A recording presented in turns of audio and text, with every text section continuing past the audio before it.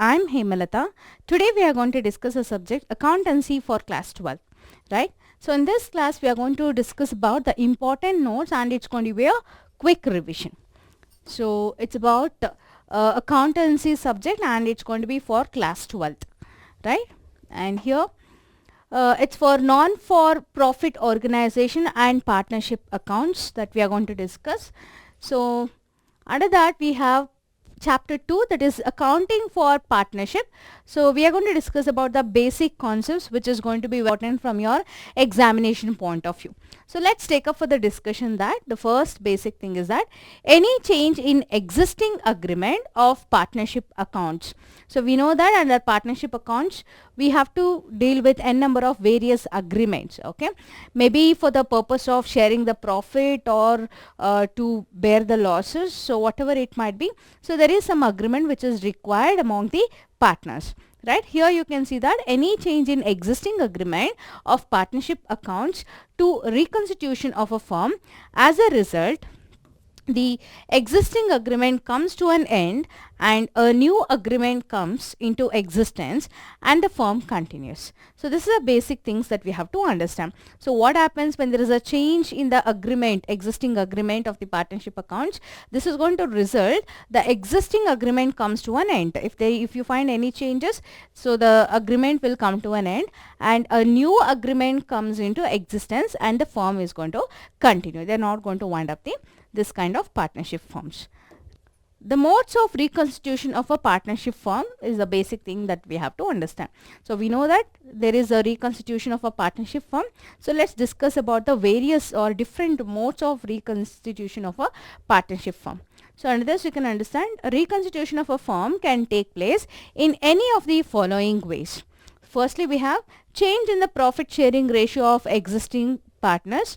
So it might be in the mode that you can find a change in the profit sharing ratio of existing partners and admission of a new partner. So either the change may be even in the mode of what? Admission of any new partner to the partnership firm, and then retirement of an existing partner. So this is also one of the mode or the ways for in which we have to do again the reconstitution of a partnership firm. Rather we can also say the reasons for coming to an end of the existing partnership firm or that agreement, right?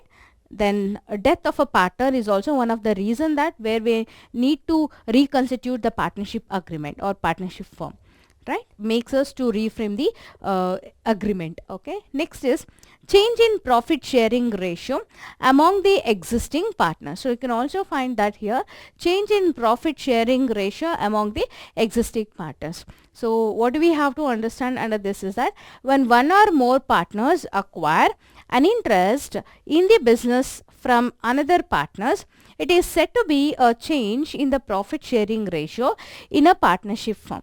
So here you can understand when one or more partners acquire an interest in the business from another partners, then in that case we say that it is said to be what? A change in the profit sharing ratio in the partnership firm.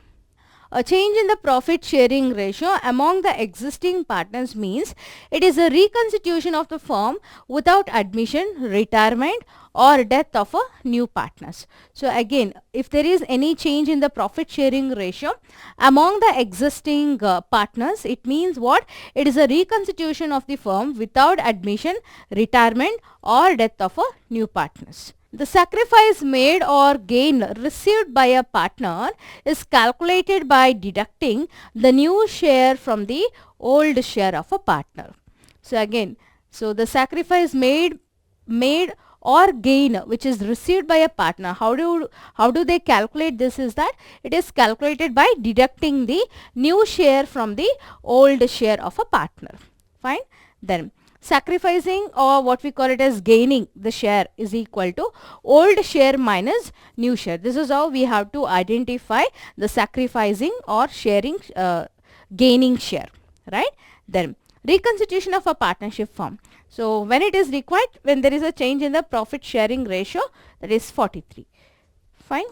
Now adjustments required at a time of change in profit sharing ratio. So under this we have to understand about determination of sacrificing ratio and gaining ratio.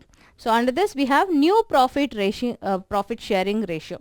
So what we have to understand here is that we call this as a ratio in which the partners are to share profits or losses in the future. So that is why we call it as new profit sharing ratio has to be issued, so that based on that the partners will be sharing the profit or losses in the sacrificing ratio.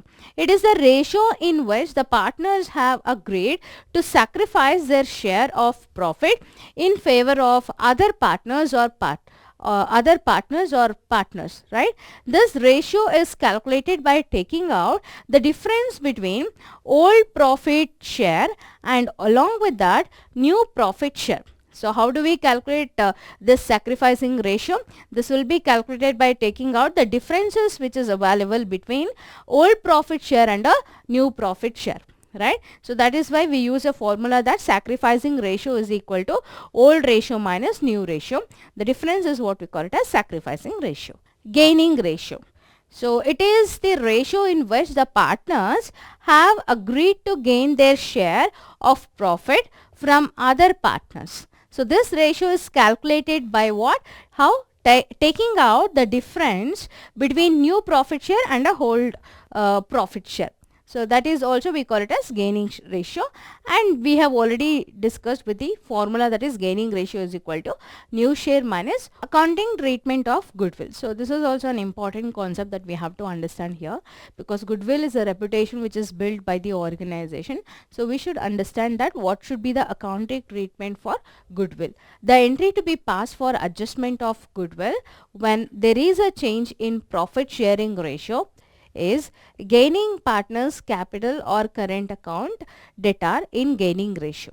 So this is how we are going to calculate, or this is how we have to pass the journal entry for goodwill.